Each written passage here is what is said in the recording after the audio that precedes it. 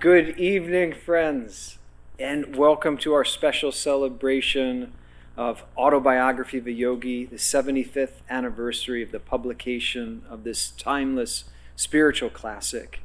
Let's begin with a prayer together. Divine Mother, Heavenly Father, friend, beloved God, great masters, Jesus Christ, Babaji, Krishna, Lahiri Mahashaya, Swami Sri Yukteswar, Paramhansa Yogananda, saints of all religions, we invoke your presence. Help us to deepen our attunement with your divine inspiration. Through this spiritual classic, may it awaken our own highest potential, and may we become your warriors of light to share your divine blessings, love, and joy in this world. Om. Peace. Amen. So, friends, we are here for a very special reason. December 1st, 1946, after World War II, Yogananda published his timeless spiritual classic, Autobiography of a Yogi. And its initial impact, while it was tremendous, the perennial lasting effect it has continues to build. And that is why, on behalf of Crystal Clarity Publishers and Ananda Worldwide, we're having this special program this evening, which is also coinciding with the publication of this junior edition of the original 1946 first edition of Autobiography of a Yogi. You know, for all of its depth, the autobiography in Yogananda shares such humor and such practical common sense. And Lord knows today, now more than ever, we need that divinity in our lives. So this program this evening will include special talks by Nayaswami Jyotish and Nayaswami Devi, the spiritual directors of Ananda Worldwide. Also Phil Goldberg, the author of American Veda and the Life of Yogananda. And it will include music from our different Ananda communities, speakers from our Ananda communities throughout the world. And we pray that this evening be a spark that ignites a divine fire within your heart, and that you take up this great journey and not just read the autobiography, but write your own journey to self-realization. Many blessings to you.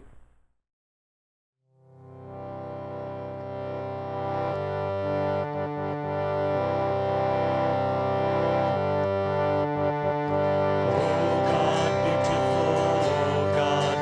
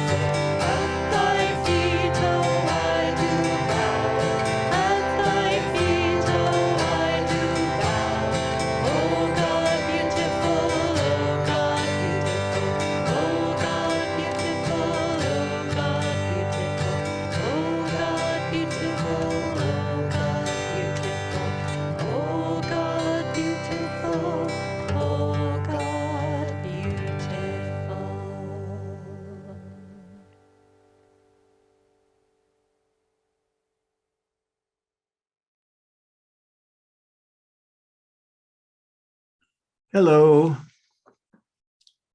Thank you for inviting me to be a part of this wonderful celebration of all the books that helped turn American seekers like me toward the profound treasures of India. Autobiography of a Yogi has no doubt been the most influential. I still have the copy that I borrowed from somebody in 1970 and never returned. I can't remember who I borrowed it from, but if you're out there, if you're watching this, I apologize. And I want to assure you I'm doing everything I can to work off the karma of ripping off your book. When I researched Yogananda's early life, what stood out most for me was the unmistakable, unambiguous stamp of Dharma. It was obvious in learning about his childhood that he was meant to be a renunciate. He was meant to pursue God realization with single-minded determination, and was meant to be a spiritual leader of some stature. It's understandable that his family resisted that calling, tried to steer him to the customary life of a householder in India at that time. But they must have known in their hearts that it was futile. Not every child, even in India 120 years ago or so, stakes out a place to build an altar and a meditation room when the family moves into a new home. Not every 8-year-old goes missing late at night and has his family looking everywhere for him, only to be found meditating for hours in a temple. And not every child has visionary and celestial experiences like he did. Not every 11-year-old runs away from home, not to join the circus, but to get to the Himalayas and find the guru he always knew he was destined to follow. And then when he's tracked down and brought home, tries again a few more times.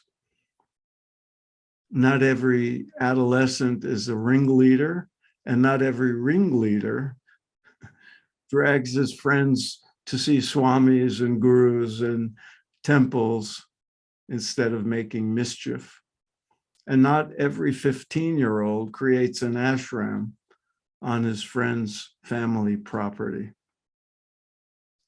In a book that's filled with miracles and wonders, the most meaningful to me, and they're not actually all in Autobiography of a Yogi, are the series of uncanny events, seeming coincidences that unfolded in time and space to make it possible for Yogananda to fulfill his destiny to sail to America and to play a vital role in transforming the spiritual landscape of the modern world. As he himself predicted, the autobiography has been a major reason why his impact continues nearly 7 decades after his passing. I'm actually now rereading it again for a course I'm teaching in January. And I've already learned something new on page 1, even though I've read it a number of times before. So I encourage everyone, no matter how many times you've read it, to come to it again with fresh eyes from time to time. So thanks again for inviting me. And now I'll look forward to hearing what all the other wonderful speakers have to say. Hello, friends. My name is Nayaswami and I'm speaking to you from the Blue Lotus Temple near Seattle, Washington. And I'd like to share with you some of the wit and wisdom of Chapter 10 of the Autobiography of a Yogi, I Meet My Master, Swami Yukteswar. Now, this was a pivotal point in Yogananda's life. He was called Mukunda then. He was a high schooler. It was pivotal because this was when he was going to finally leave home in his search for God. By a mixture of comedy and miracles, he managed to graduate from the Hindu high school, and that is a story in itself. But I think I'm not alone in probably being among those who, at the conclusion of my high school, went off on my life's journey also. Now, at that point, he went to Benares, the ancient city where great rishis down through the centuries had lived, and he went to the Mahamandal hermitage. We don't know why he chose that hermitage because there was no practice of meditation being given there except by the Swami himself. And so that immediately caused some tension between himself and the other boys who were there in the hermitage. And so it was that over time, as he spent more dawn and morning hours meditating, that the boys became increasingly unhappy with him. Throughout that time, his earnest prayer, as it had been earlier in life, was to find God, to go on his journey and to fulfill his destiny. However, the tension increased, and one day he went up into the attic in the home and prayed intensely. And there came to him at that point a voice from nowhere and anywhere. And it said to him, "Suddenly I felt lifted as though bodily to a sphere uncircumscribed. Thy master cometh today." A divine womanly voice came from everywhere and nowhere. And then proceeded, as he was called downstairs to go shopping for the kitchen there at the hermitage, there came an incident, an episode in his life that changed his life and ours. As they were shopping, he passed by an alley in Benares where a Christ-like man in ochre robes of a Swami stood motionless at the end of the road. Instantly and anciently familiar he seemed. My gaze fed hungrily for a trice, then doubt assailed me. So he walked on, but his feet would not allow it, and he was forced back, as it were, saying to himself, "The saint is magnetically drawing me to him." He retraced his steps and there met his guru, Swami Yukteswar. He touched his feet, saying, "Guru Deva." The divine face, he wrote, was none other than he of 1,000 visions. These halcyon eyes and leonine head with pointed beard and flowing locks had oft peered through the gloom of my nocturnal reveries. "O my own," Sri Yukteswar said, "O my own, you have come to me. How many years I have waited for you." We entered a oneness of silence. Later on in the evening, as they exchanged their eternal promise of divine love one to the other, and then had conversation in which Sri Yukteswar revealed he knew all of Yogananda's life. Finally, Sri Yukteswar said, "You should go back to Calcutta."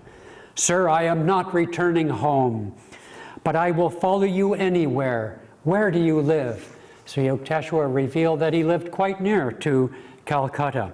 "You will come to me in 4 weeks."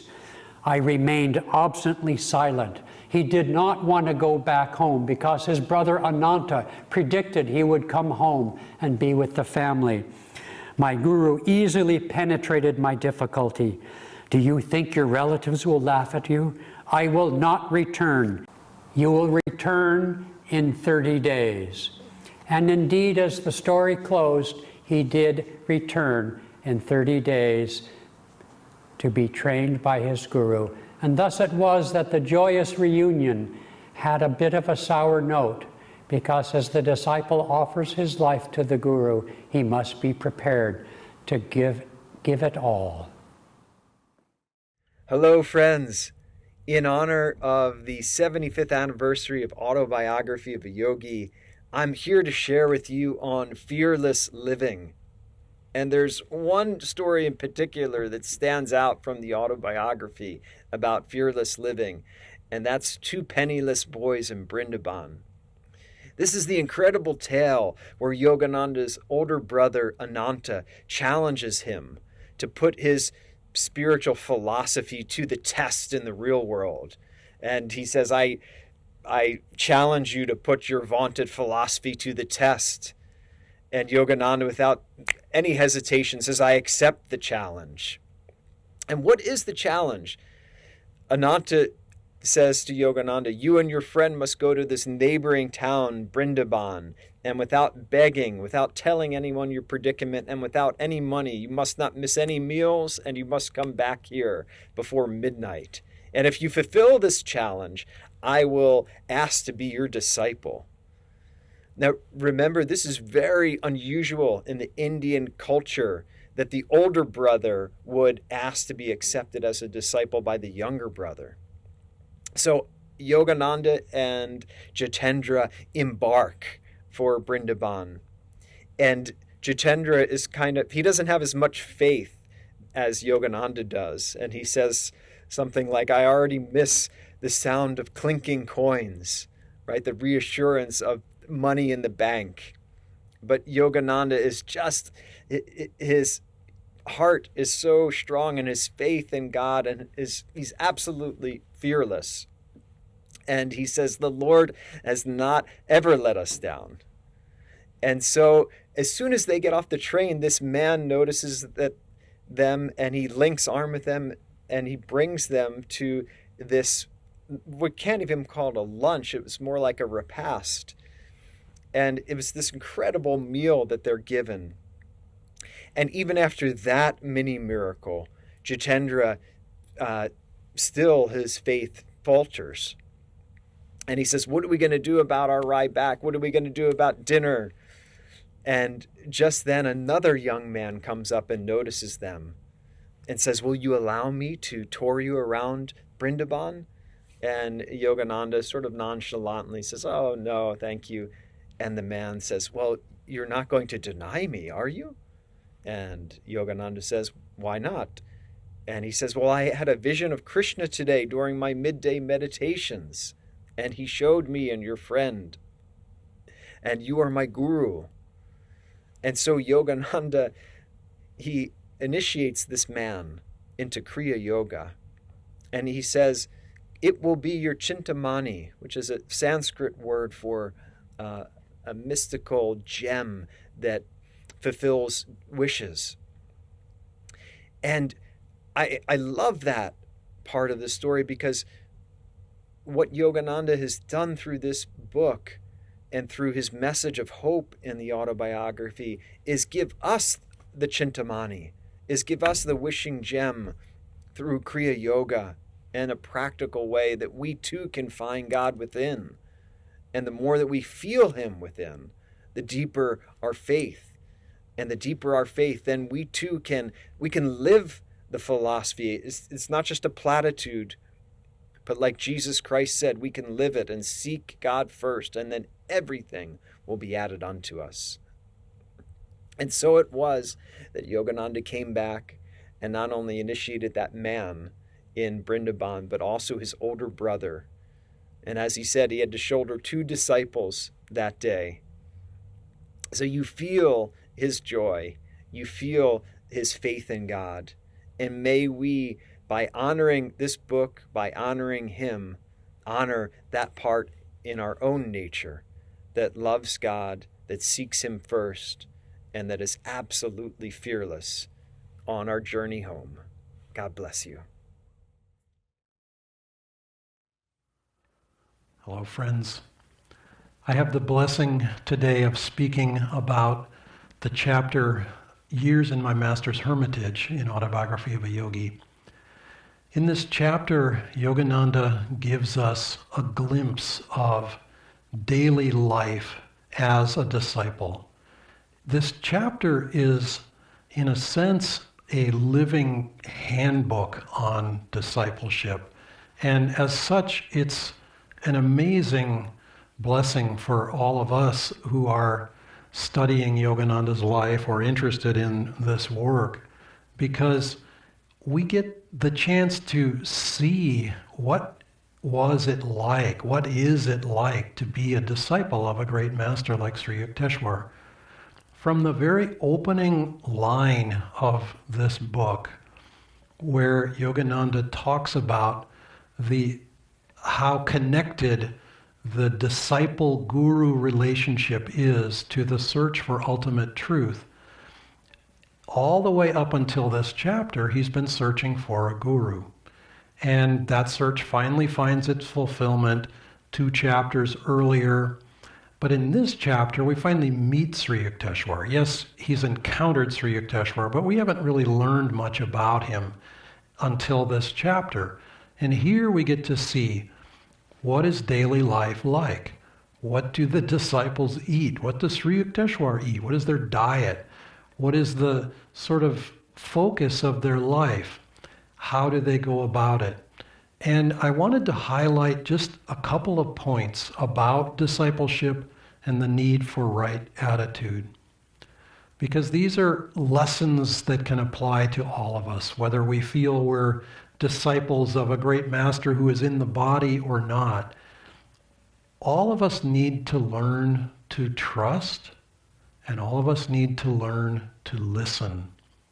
Yogananda had to trust the process to stay with the search all the way up until he found Sri Yukteswar. And then he had to trust the process enough so that when Sri Yukteswar gave him an unexpected command to come to Serampore, to return to his family, that he was willing to go along with it. Even if he didn't understand or necessarily agree as a human being, nevertheless, he was willing to sort of suspend his human doubt and go along with it. So learn to trust. Second thing is he had to learn to listen. And by listening, meaning he had to not only hear the words of Sri Yukteswar, but apply them and stay with him. This is an act of attunement. In one point in the chapter, Sri Yukteswar scolds Yogananda saying, "You're not here." And Yogananda says, "But sir, I have listened to every word. I can repeat every word that you've said. And my eyelids haven't blinked." Sri Yukteswar says, "But in the back of your mind, you're busy building 3 buildings. And your architectural dreams will materialize later, but now is the time for study." Study was not always Yogananda's favorite thing to do in this world. Sri Yukteswar's first request of Yogananda was return to your family, which Yogananda had not wanted to do. He thought his life was now separate from the family. He was becoming a renunciate. He was obliged to return to his family. Second request was return to school. And again, Yogananda was not very eager to do that, but he was willing to try. So, first 2 lessons, trust the process, learn to listen, and then show up and try. And Yogananda kept giving us examples of that throughout the chapter, where he's working with Sri Yukteswar, where he's learning to interact with the other disciples, where Sri Yukteswar is instructing all of them and being quite frank with them. At one point, Sri Yukteswar scolded Yogananda in front of Yogananda's father, and Yogananda didn't appreciate it and went after Sri Yukteswar a little bit for it. So there was a dynamic living relationship there, but it was based on deep mutual respect and love. And all of us, wherever we may find ourselves on the spiritual journey, can learn from those examples. Namaste.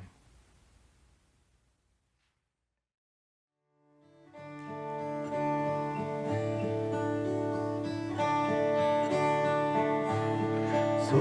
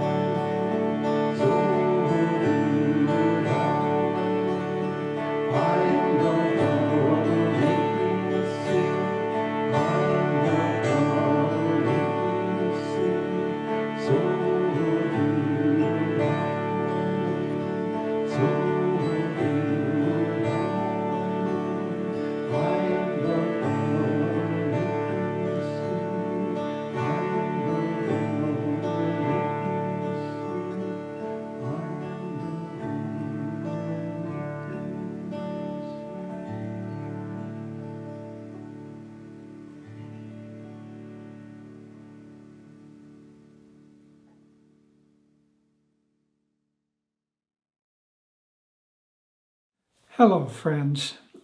I would like to speak today on what for me was the most important and most impactful chapter of the Autobiography of a Yogi, the chapter called An Experience in Cosmic Consciousness. Let me explain why it was so impactful for me. I had been looking for something to explain the scope of man's consciousness. I'd been looking all my life for that. In college, I studied psychology, hoping I would find it there, but I certainly didn't. And I didn't know where I could find something that really spoke to me until I found that great book, Autobiography of a Yogi, which changed my life as it has changed the lives of so many, many people. Devi and I have met probably thousands of people who had their lives, the course of their lives, diverted in a positive direction by that book. But coming back to the chapter on an experience in cosmic consciousness, there are so many lessons in that if you read it carefully. The first is that it occurs after the story of Master's life, and you can see his long preparation. From a child, he was seeking God, and from a child, he had certain experiences of expanded consciousness, but it never satisfied his heart. And consequently, he kept looking and looking. He went to an ashram. That didn't satisfy him. And then he met his guru, Sri Yukteswar. And that was the turning point in his search, as probably finding the autobiography or finding a true teacher has been the turning point for so many others of us who are on the path. So coming back to that chapter, it takes place after this long preparation, but the chapter begins in a very interesting way. Yogananda had often thought from a vision when he was young that he would find enlightenment in the Himalayas by joining the yogis of the Himalayas, those yogis living away from society, perhaps in caves, completely focused, completely dedicated on living a life of search for God alone. But often he had tried to go to the Himalayas, but his journeys there were always thwarted. Finally, at the beginning of this chapter, he has indeed left the ashram of Sri Yukteswar, gone to the Himalayas, and he had other adventures also, not mentioned in the Autobiography of a Yogi. But then, rather shamefacedly, he returns to Sri Yukteswar. And so the chapter begins with his return to his guru.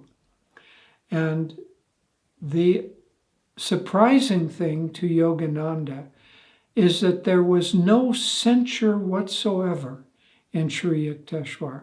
No, oh, you ran away, I depended on you. Yogananda apologized to his guru, saying, I must have left many tasks unfinished for you.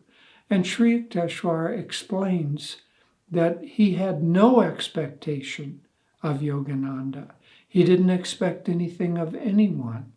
He was simply there to help them in their own search. The important point here is that Yogananda said that unconditional acceptance expanded his heart because he found unconditional love in Sri Yukteswar, and that expanded his heart. Now, he was destined only a few days later to have this great experience, but it's important to note that that experience doesn't come just kind of like spontaneous combustion. Long preparation and then something that expands our heart sufficiently to hold the, one might say, the blazing sun of realization that comes with samadhi, or the experience of cosmic consciousness.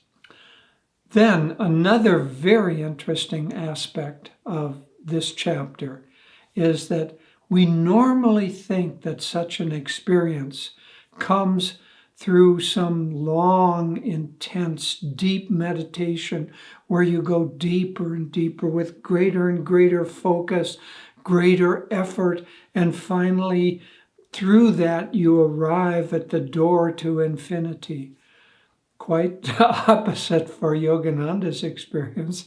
He said he sat to meditate and his mind was all over the place. He said, like dry wind blowing leaves in the air. And Sri Yukteswar calls to him and says, Mukunda? And Yogananda, whose name at the time was Mukunda, says, I'm meditating. And Sri Yukteswar doesn't let him by with that. He says, Mukunda, I know how you're meditating. Come here. And so it's a humorous but important point that when we're ready, that experience is going to come to us. We don't need necessarily to go to it. And so Yogananda rather shamefacedly arrives, and his guru says, poor boy, the mountains will not give you what you seek. And Yogananda said he rarely, Sri Yukteswar rarely indulged in puzzles of this nature. And he wondered what his master was saying. And then he tapped him on the chest. And Yogananda said it was as if an enormous magnet drew the breath out of me.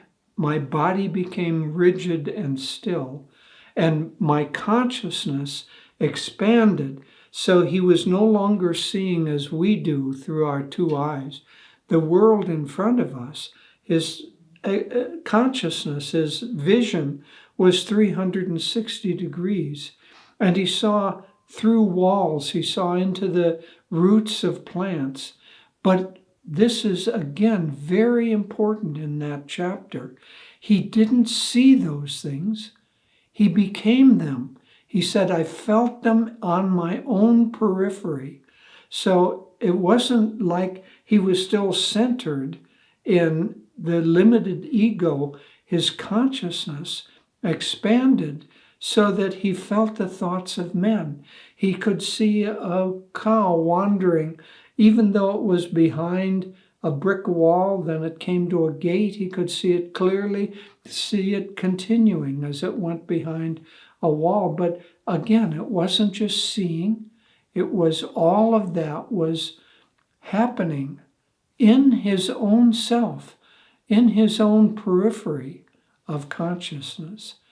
And then he went on to say that in that great experience, he said, I realized that the center of the vast imperium, the center of all of creation, is an intuitive perception in my own heart. So everything in the universe came from his own heart.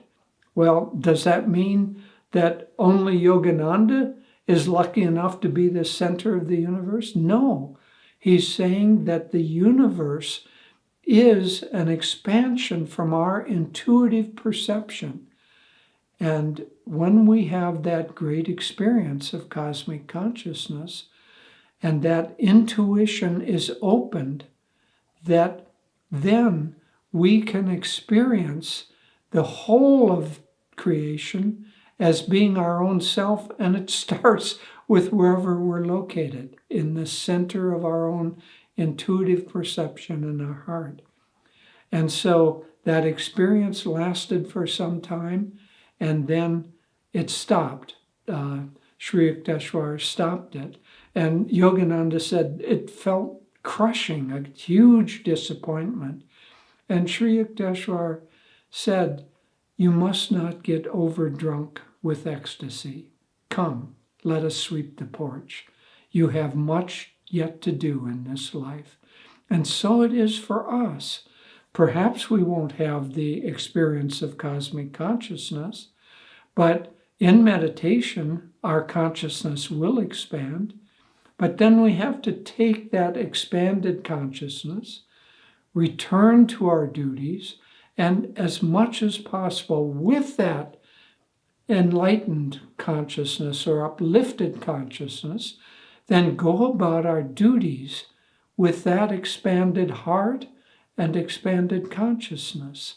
And in that way, the circuit of meditation and service that Yogananda described as the true path comes together. And so in this chapter, all of that is expressed. And then finally, Yogananda says that as often as I was able to still the breath and the restless mind, said that those two forces are like storms on the sea of our consciousness. And as long as he was able to still those storms, he could return to that state and return to it at will. And so this chapter is so filled with, with a thrilling rendition of what is lying ahead for all of us.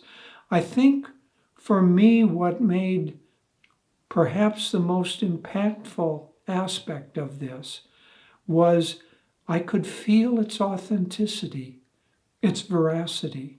You know, in modern movies and in literature, you hear secondhand descriptions of expansion of consciousness or going into the cosmos or going into warp speed, whatever it is. But you always know in the back of your mind that this is just someone's fantasy or someone's directorial vision of what it might be like. But it isn't firsthand experience.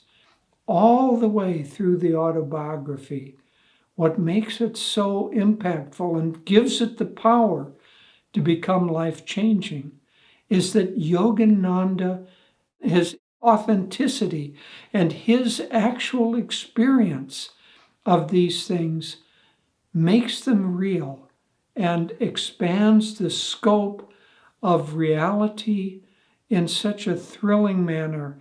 And as I say, for me personally, I had been searching for that my entire life, and finding the autobiography of a yogi, and especially this chapter, somehow eased something in my life. Not that it brought me to that point of consciousness, not yet, but it gave me a clear, absolutely bedrock faith that such a state does exist, such a state is attainable, and such a state eventually will come under the control of our own ability to go there whenever we want or whenever it is right for us. And so, while, as Sri Yukteswar said, we must not become overdrunk with ecstasy, the mere fact that we know without a shadow of a doubt that the state of ecstasy does exist, the expansion of consciousness, the becoming of everything in creation does exist, and that it is our destiny, gives us, if we choose it, a life direction and a support for any effort that we might make. God bless you all. I get to talk about one of my most favorite subjects, which is the law of karma. And the chapter is called Outwitting the Stars, and the subject, and it's almost all direct quotes from Sri Yukteswar, Yogananda's guru, he's explaining, not as a speculation, not as a maybe this is true, but as a direct perception from his state of consciousness that the idea that the planets are intimately involved in our destiny is simply a fact. That the moment that we're born is when, he uses the word mathematically many times in talking about it, mathematically, all the forces of the universe are aligned in such a way that this is going to be the exact moment to reflect, and this is the part that's so fantastic, the unalterable past and its probable effect on the future. And that's how Sri Yukteswar describes what your astrological chart is, the position of your planets, all of these facts that the ordinary person might have a certain interest in, but Sri Yukteswar puts down as absolute facts. Now, what he describes astrology is, he says it's the lawful means by which our own destiny is manifested on the material plane. The premise of the whole chapter is that everything in this universe is interconnected, and mere physical distance does not in any way diminish these subtle forces. But the other half of this chapter, which is so fascinating from the point of view of karma, first of all, it's Sri Yukteswar insisting that his disciple Yogananda get a particular bangle because the planets are going to be inauspicious. He needs to protect himself from this. Sri Yukteswar saying that the rishis know these shortcuts of precious metals and jewels that help us adjust to all these forces. But then the second part of the discussion is Yogananda folding his arms and saying he had never really believed in astrology or never really liked it because he saw so many people becoming slaves to their horoscopes. And then he tells about how he 3 times outwitted his horoscope.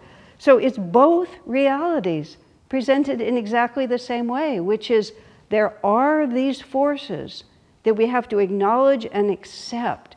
But then there's this one line that Sri Yukteswar has.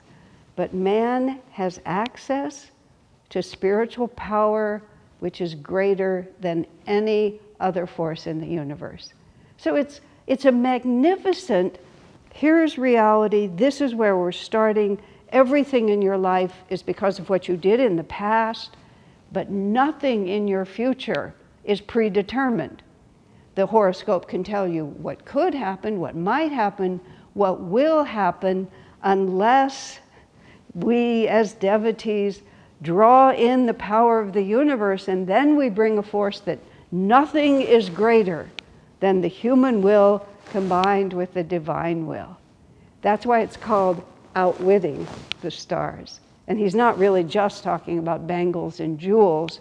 What he's really talking about is the power that we have within us and the promise, the absolute promise that freedom is our true destiny and freedom will be ours. I love the way he puts it. Freed, all compulsions will be erased by the proper use of willpower combined with divine grace. Isn't that a wonderful bit of news for us to contemplate? Hello, friends. In the book Autobiography of a Yogi, there's a wonderful chapter on the science of Kriya Yoga, and it describes our unlimited potentials, the ability to uplift our consciousness, to expand it, to go into an infinite consciousness state, super consciousness, as Paramhansa Yogananda ji called it. I was thrilled to read that book over and over and over. As I read that chapter, I realized that I too, not just yogis in the Himalayas, but that I too could uplift my consciousness and attune it with the highest realities.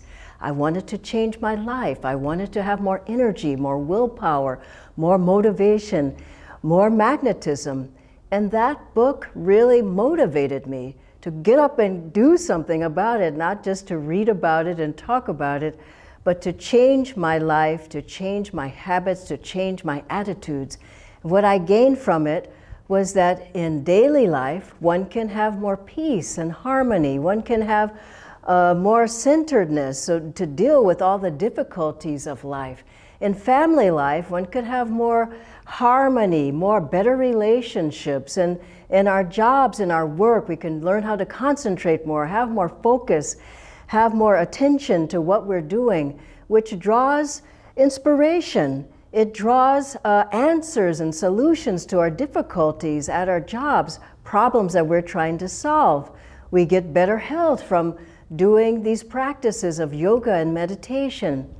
And in our spiritual life, it attunes us to the highest realities that there are within ourselves. A great light that we see, great peace and love that we feel in our hearts. And as we do the practices that this chapter talks about, even a little bit of it, we feel so uplifted, we feel so free, we feel so much more happy, we feel so much more in tune with the infinite. I hope you too will read this great book, Autobiography of a Yogi, the chapter on Kriya Yoga. Good evening, friends. I've been asked to speak for just a few minutes, of course, on the chapter from the autobiography called The Law of Miracles.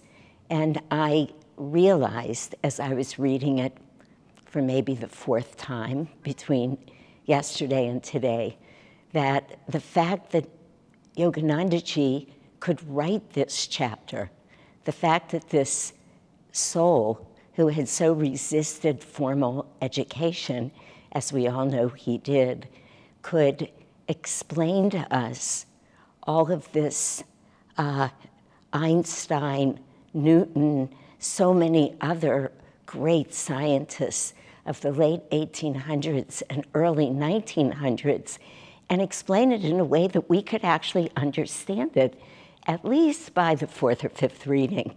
That is a miracle. And he did that just so beautifully.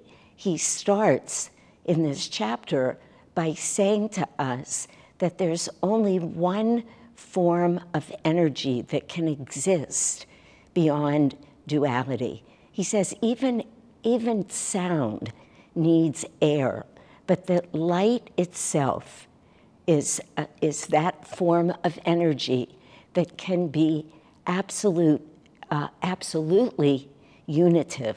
So beyond all duality, nothing can exist in that state except light, that nothing that's formed on the material plane, no material laws, no material science, nothing that happens here can escape duality, so that somehow we have to find our way out of all of this science, all of what everybody wrote up until now. Again, I would say from Einstein on, but I don't know exactly when some of these other scientists that he quotes in here lived and wrote, but that even their science, which was beginning to show us with the theory of relativity and a deeper look that it was taking at electricity and at gravity, that we would have to transcend all of that and get to that one state where things could be unitive, where we were not living in a state of duality with an ebb and a flow, with a light, with a dark, all of those contrasting principles that always had to equal each other. Therefore, you were always needing an equal amount of one and then the other. And he says to us that this is our job in life, that this is the reason for the human condition, is to surmount all of that Maya, another word really we could say for duality, that pulls us out rather than allowing us to come in, that again has us needing to balance everything all the time. And it's where that wonderful phrase of his that the unwillingness to leave that state takes us into this place of anguishing monotony. And Swami Kriyananda says so beautifully in the Festival of Light, even when repeatedly, meaning life after life, we've lost everything we have, that it's so hard to leave the state of duality. But now here come the scientists, and the scientists suddenly start saying to themselves, you know, this world really is a world of light and shadows that, in a way, it's like the yogi saying in the Gita, Krishna saying, all that we thought was light was but darkness. Who are we in reality? And now the physicists are finally coming to that. And I wanted to read to you just one line from the Autobiography where Master's quoting St. James Jean.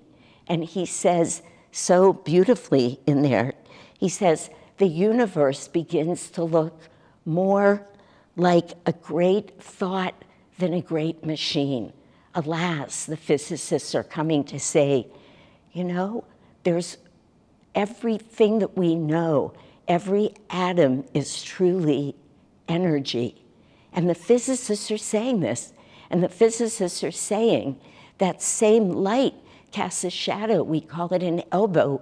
Literally, he says this, we call it a chair, we call it a tree, we call it water. And it's all coming from the same source, and you can feel, as Master quotes them, the excitement in the physicists as this realization is dawning. And then Master goes on in the chapter to say that all of the great avatars, all of those beings who are not bound by the physical laws, who can manifest what they want, when they want, where they want it, that they are not following any of the rules of time or space or the rigidities of form, that they have accomplished that one rule that Einstein said when he was talking about the theory of relativity, that only in a state where your mass is infinite could you accomplish that. And of course, we all know that's precisely what is true with the masters. This is the law of miracles, that energy can neither be created nor destroyed, but it can always be transformed, because to these great masters, it's all one great source of light. And they can turn that light into a human being, into their bodies after they've left their bodies, into a forest, into a running creek. It doesn't matter to them. There's no difference, because they're simply taking the great source of light and manifesting that same essence in different forms.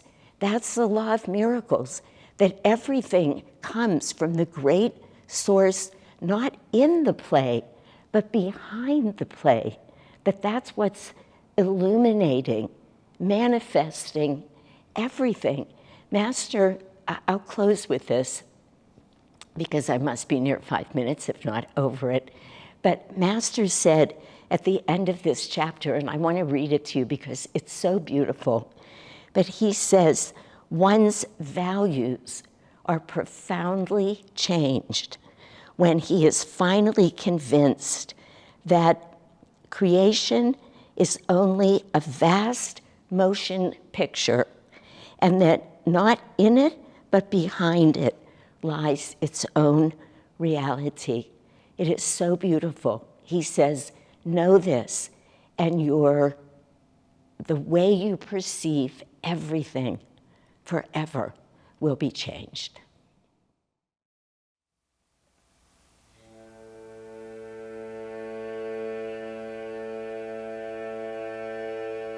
Thou art my love, thou art my love, thou art the sweetness which I do seek.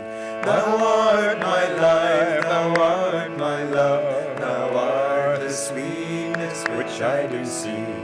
In the thought by my love brought In the thought by my love brought, I taste thy name, so sweet, so sweet. Devotee knows how sweet you are. Devotee knows how sweet you are. He knows whom you let know. He knows whom you let know. Thou art my life, thou art my love, thou art the sweetness which I do seek. Thou art my life, thou art my love, thou art the sweetness which I do seek. In the thought by my love brought, in the thought by my love brought, I taste thy name, so sweet, so sweet. Devotee knows how sweet you are. Devotee knows how sweet you are. He knows whom you let know. He knows whom you let know. Thou art my life, thou art my love, thou art the sweetness which I do seek. Thou art my life, thou art my love, thou art the sweetness which I do seek.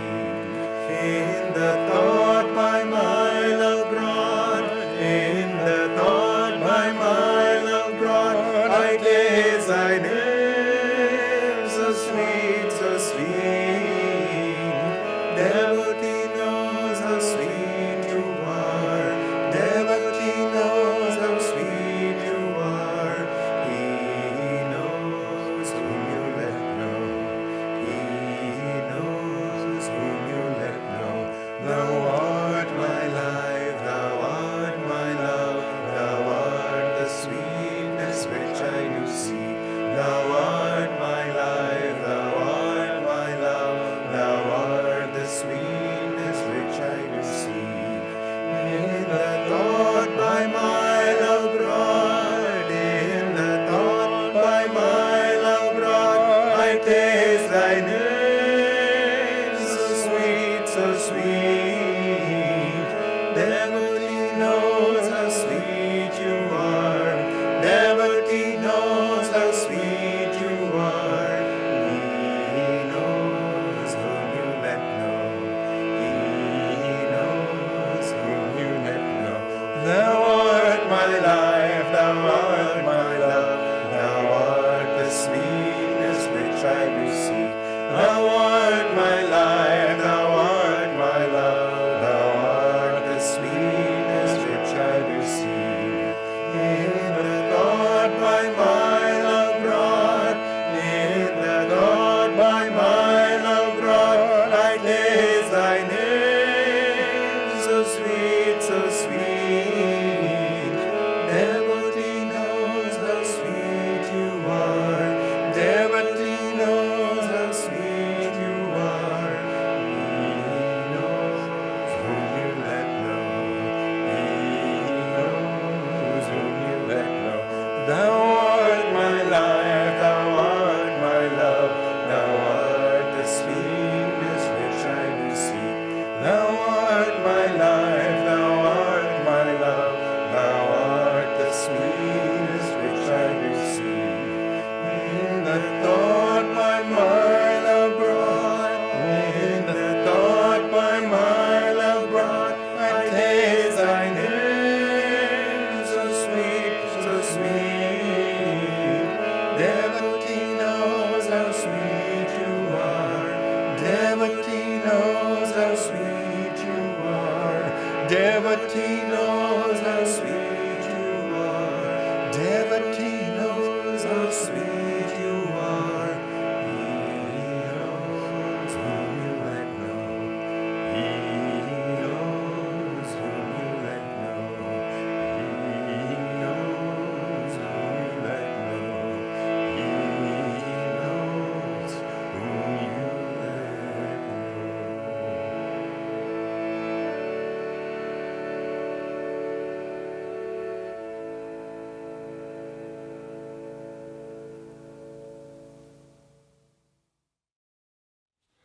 Welcome, friends. My name is Nayaswami Jaya, and today I'd like to address the topic of East meets West. When we read the autobiography of a yogi, we come to that chapter where Paramhansa Yogananda embarks for America in 1920 to begin his worldwide mission. And at that moment, Yoganandaji is a little bit nervous, and he asks himself, am I going to be immersed in the worldliness of the West and be drowned in materialism? And he goes to his home at 4 Garpar Road in Calcutta, and he puts himself in one room and he begins to pray very, very earnestly, praying for guidance and praying to Babaji that he be blessed in this mission he's about to undertake to the West. After hours go by of intense prayer, there's a knock on the door, and Yogananda answers the knock, opens the door, and there before him stands Babaji, who has come in to give him his blessings on the mission that Yogananda is about to undertake. And he tells him something, and I'd like to read this quote that he prophesizes, Babaji does. Babaji says, Kriya Yoga, the scientific technique of God realization, will ultimately spread in all lands and aid in harmonizing the nations through man's personal, transcendental perception of the infinite Father. And in the 100 years since then, I think we've seen that this prophecy has come true. But there is a second prophecy I would like to read also, and this one is when Babaji appears to Yoganandaji's guru, Sri Yukteswar, at the Kumbh Mela in 1894. At that time, Babaji tells Sri Yukteswar, you, Swamiji, meaning Sri Yukteswar, have a part to play in the coming harmonious exchange between Orient and Occident. Some years hence I shall send you a disciple whom you can train for yoga dissemination in the West. The vibrations there of many spiritually seeking souls come flood-like to me. I perceive potential saints in America and Europe waiting to be awakened. And it was Yogananda's destiny to fulfill also that prophecy of taking the teachings of the East to the West. And this was a critical aspect of Yogananda's mission, to bring about the harmony of East and West. And as he stated it, to blend or to harmonize the material efficiency of the West with the spiritual efficiency of the East. Each was lacking, and each needed to have that which the other possessed in order to bring about a prosperous, both materially and spiritually, future. And so Yogananda undertook this, and this is one of the aspects underneath his mission going to the West. And there's one aspect of that that particularly inspired me as I was reading those quotes, also other aspects of Yogananda's missions and Babaji's predictions, and that is that there's a divine destiny to the unfoldment of what takes place in this world, that the masters, the great ones, are watching over. And it's said in the Autobiography of a Yogi that it's Babaji's role to oversee, you could say, the spiritual unfoldment of the world at large in this age of Dwapar, that we're entering. And so to my mind, in the sense when we look about the world and we see confusion, we see the rise of nihilism, the chaos perhaps in this day and age, it gives me comfort to know that behind it all, there's a divine destiny that is taking us on an upward path toward greater awareness.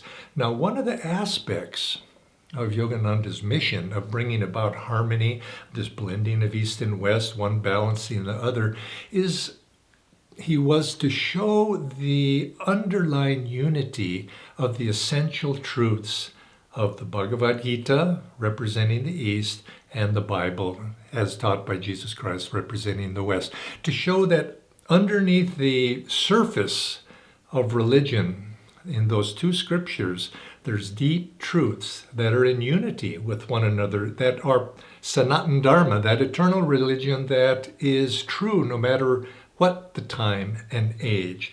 And to be able to interpret both of those documents, both of those scriptures, and to show that underlying unity, because the underlying unity at the spiritual level underlays that unity which also wants to be achieved on a social level and on an outward level, on a material level, that both of those great masters, as other great masters as well, were speaking the one same truth. And so this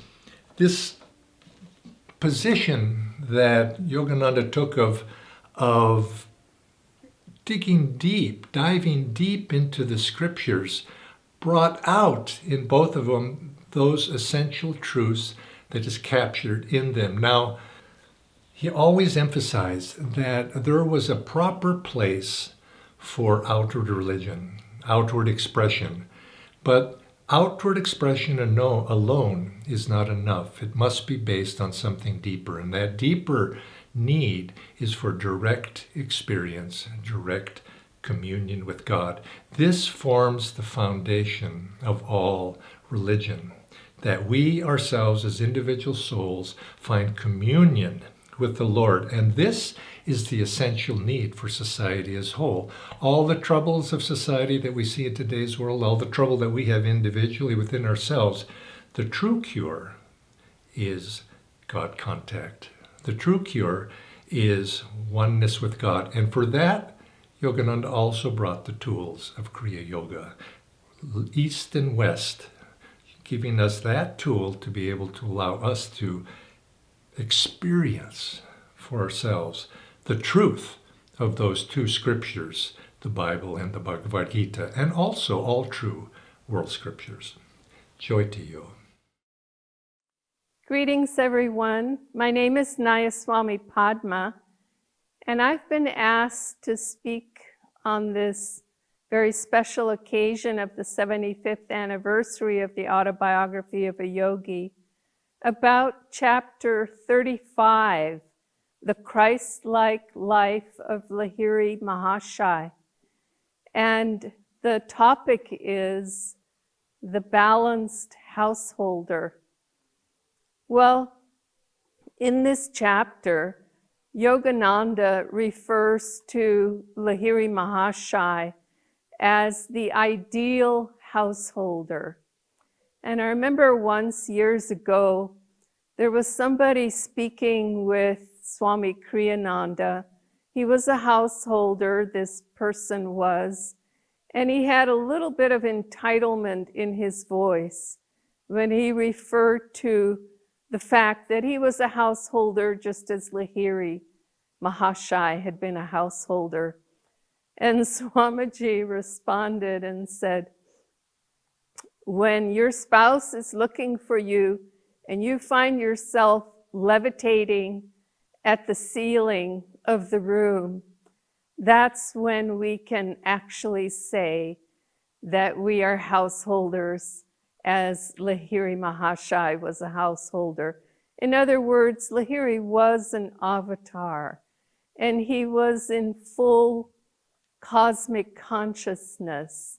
He had been born consciously into this lifetime as an avatar.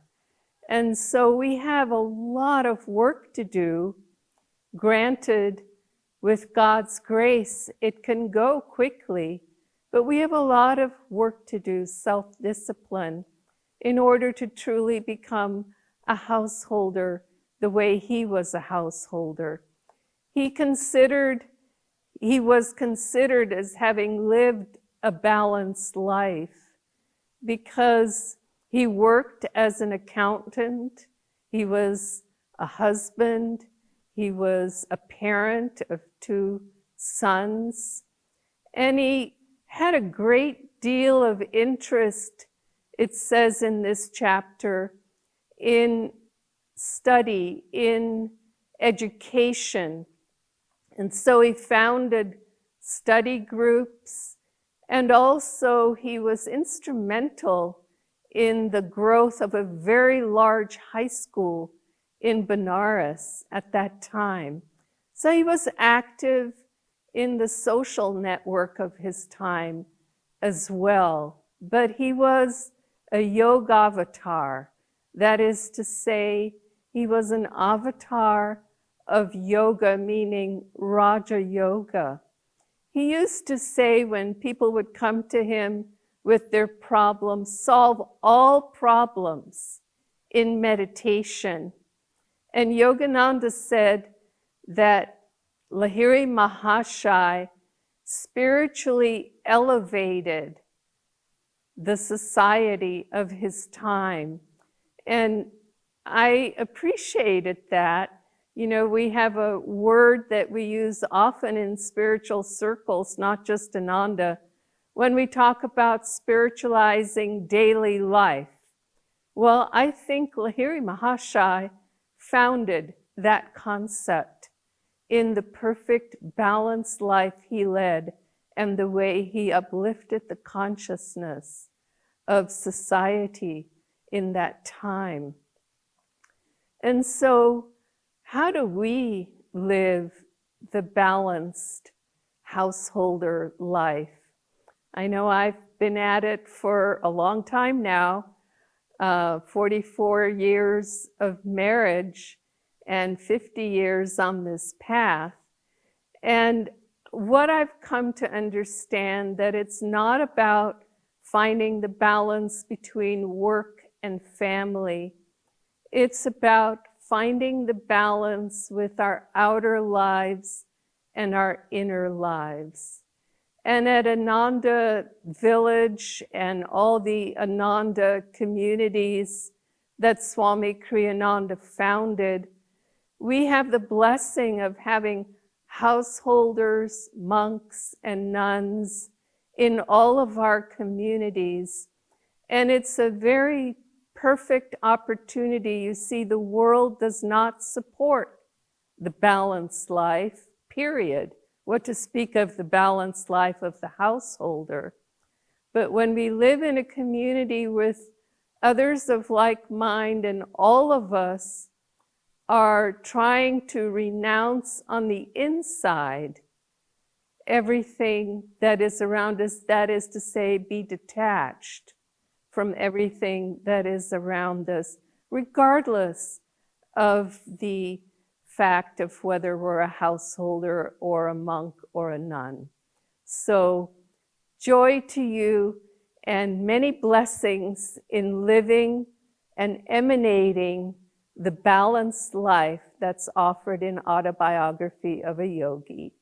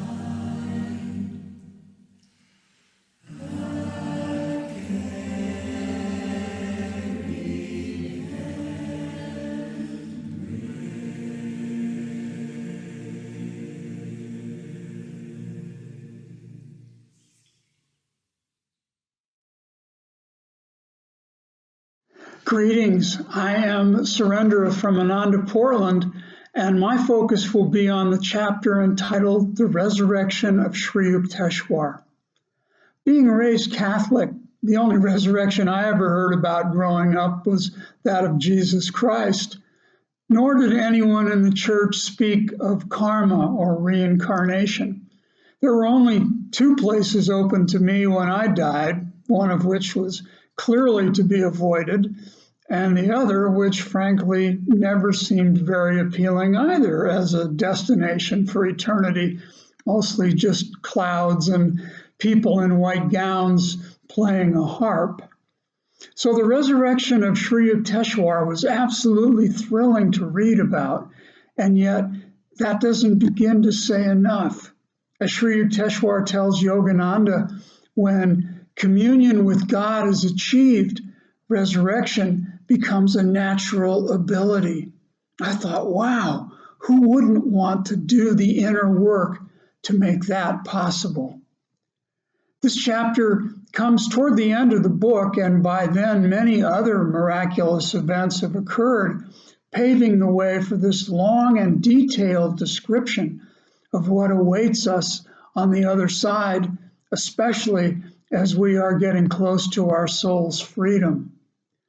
Movie makers have imagined the astral plane in fictional sorts of ways, but here we have a self-realized master giving us an actual first-hand account. And for us who labor on earth with all of its limitations, these visions of astral beauty and the lightness of being awaken a longing or perhaps even ancient memories that stir us to the depths of our soul. Sri Yukteswar also gives us vivid insights into the three levels of the soul's containment: the gross physical body and its five senses that we must presently contend with, the subtle astral body made of lifetrons, which enables each being to navigate and create by means of consciousness and intuitional feeling, and finally, the causal body, in which we dwell in the blissful realm of ideas. As we purify the soul of its karmic baggage, these higher states become our greater reality until we ultimately attain the infinite. You just don't get an education like that from any Western university or Bible study curriculum. And what could be more crucial to the purpose and meaning of our lives? Some of my favorite passages in this chapter speak of the immortality of friendships, the love that remains and deepens between the souls who have journeyed together through past incarnations, our graduation from sensory pleasures to astral enjoyment in terms of vibration, and eventually at the causal level to where dreamlike ideas are fulfilled by means of perception until we attain desirelessness and are free at last. Sri Yukteswar tells Yogananda whatever a human being can do in fancy, a causal being can do in reality.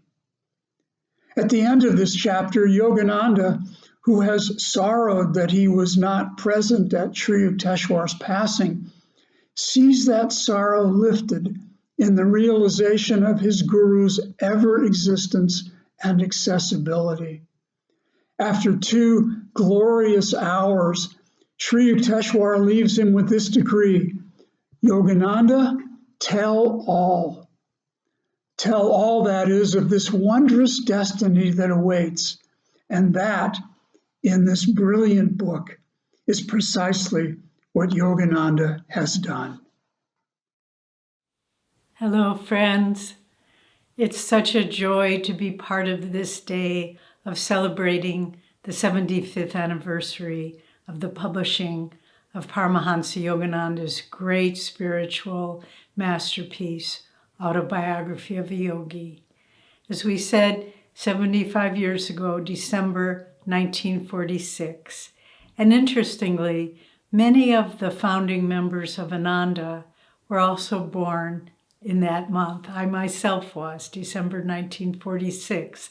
And it's as though Master's book, Autobiography, sent out a great soul call to his children everywhere and said, now is the time to incarnate. I'm going to need all the devotees to come and launch this great movement of enlightenment. Many speakers have spoken already throughout the day. Now we come to the last chapters of Autobiography, in which he really makes it clear that this book is more than a printed words on a printed page.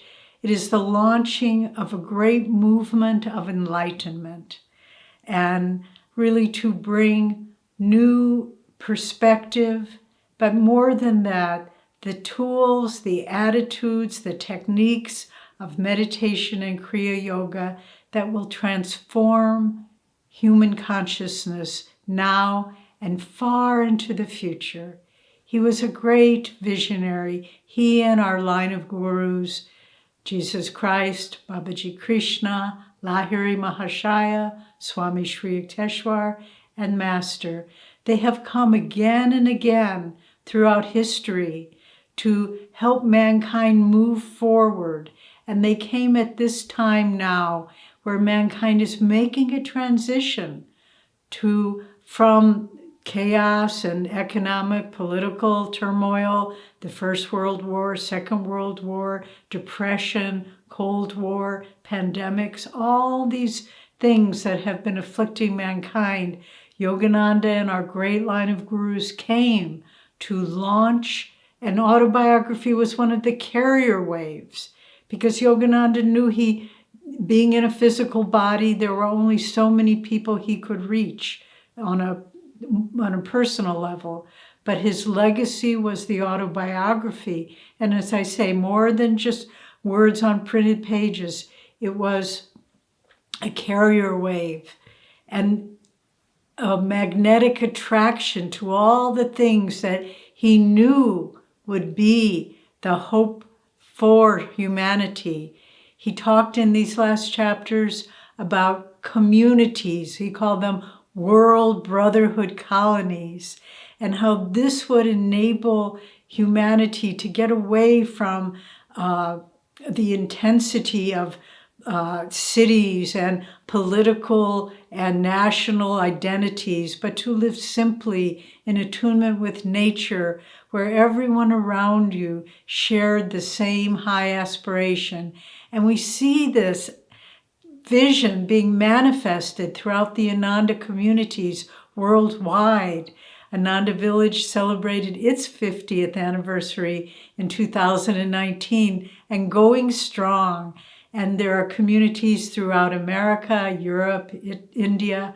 And so we see this vision of communities has taken root, even though it didn't happen in his lifetime, but he planted the seeds at the end of Autobiography of a Yogi. And his great disciple, our teacher, lifelong teacher, Swami Kriyananda, he heard that message. He took up that mission, and through him, all these communities have started, bringing enlightenment and meaning and joy into the lives, not only of those who live here, but of thousands of people, hundreds of thousands of people throughout the world who know of Ananda and are affiliated with it.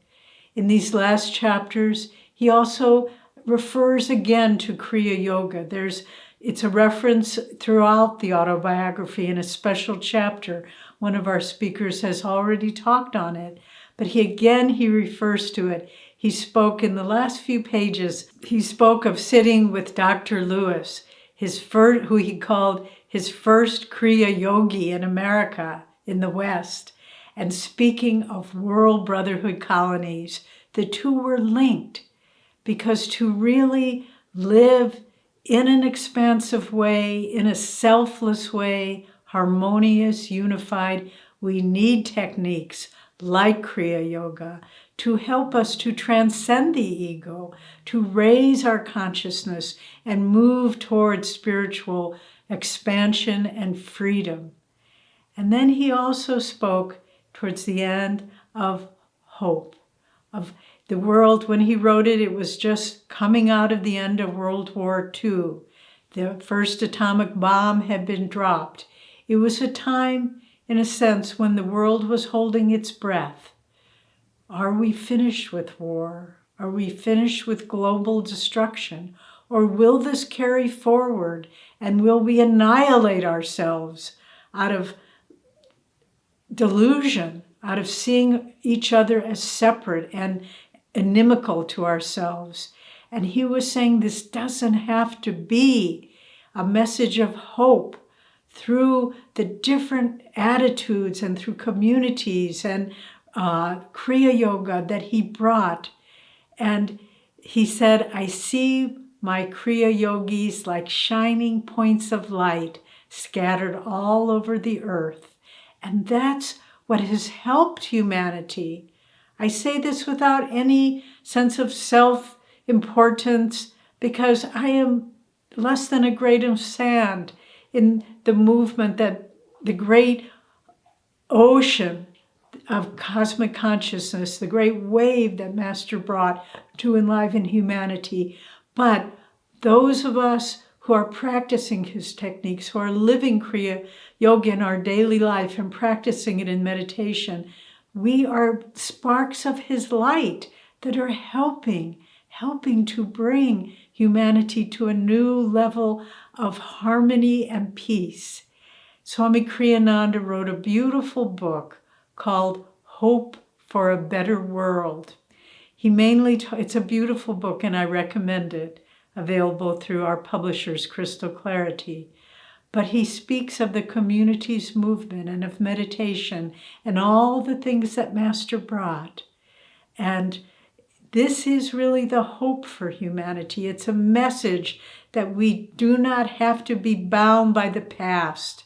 We do not have to be bound by past prejudice and of every kind, political, racial, religious, things that are affecting us more adversely than any pandemic ever could, that there is hope and that these great masters come. It says in the Bhagavad Gita, when darkness predominates and light is diminished, Krishna says, Krishna, who is one of our gurus, Babaji, I will incarnate again and again, taking visible form to reestablish virtue and destroy evil. We need to understand the importance of the advent of these great masters, these great avatars, divine incarnations. And that Autobiography of a Yogi is this great carrier wave for the message and the spiritual power that they brought.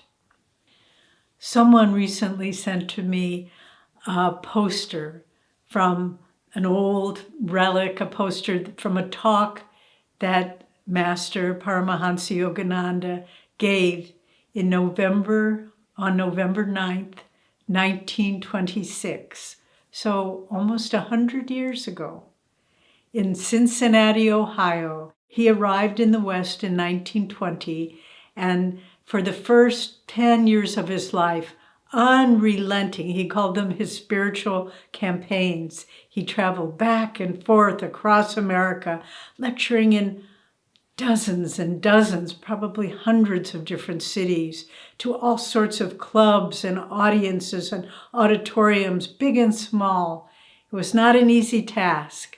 But then towards the end of his life, he settled at his headquarters in California and wrote Autobiography of a Yogi. But in this talk that he gave in 1926, it was called How to Live Several Hundred Years in Advance of Your Own Times. Marvelous. He lived not several hundred years in advance of his own times.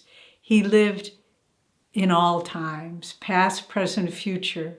He knew where humanity was heading. He could see the pitfalls and the opportunities, An autobiography of a yogi is a great carrier wave to help us move into a better world, to give us hope for a better world.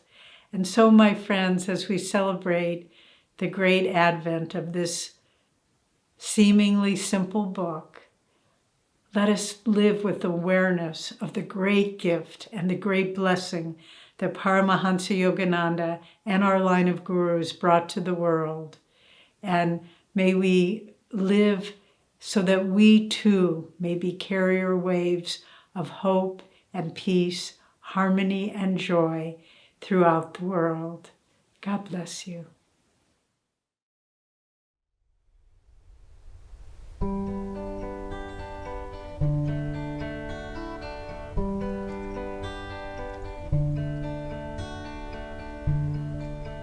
Keep calling him, keep calling him, keep calling him. Whether he replies or not, keep calling him. In the temple of unceasing prayer, believe that he's approaching there, and call to him, keep calling him. Thou dost know I'm praying, Lord, you know I love no other. I'll speak not nor ask when to expect from you an answer. You know my heart. I'll call to thee again. Keep calling him, keep calling him. Whether he replies or not, keep calling him. I'll wash thy feet of silence with the waters of my tears. The altar of my soul will be empty till thou comest. I'll wait for thee, no matter days or years. Keep calling him, keep calling him. Whether he replies or not, keep calling him. In the center of my heart, I have a mystic throne for thee. The candles of my joys are dimly burning now in hope, awaiting thy coming, though it be eternity.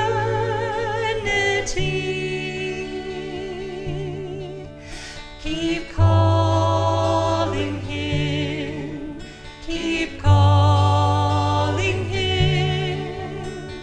Whether he replies or not, keep calling him.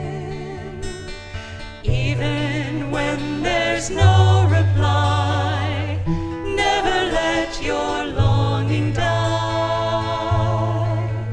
and call to him, keep calling him. Remain persistent, undepressed, through dark and seeming silence. If in the midst of life, disease, and death you play the dancer, yet keep calling him.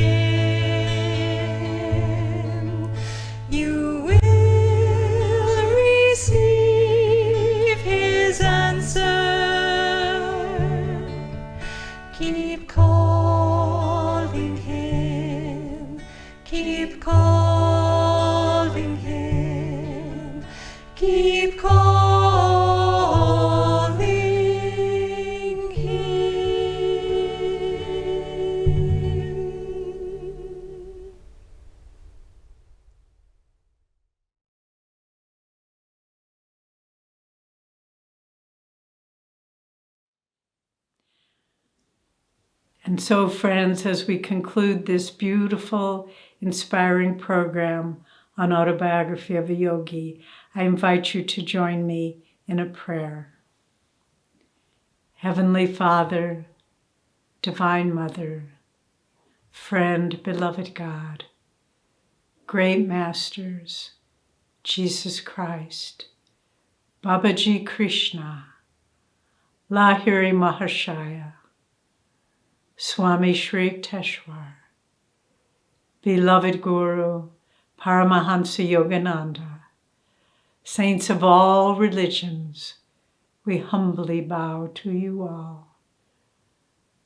O beloved Yogananda Ji, from our depths of our souls, we thank you for your life, for the gifts of meditation, and for the Autobiography of a Yogi, which is a guide to finding God. May we all be diligent students, devoted children, open disciples of all that you have brought, so that we too may find union with God. Om, peace. Amen.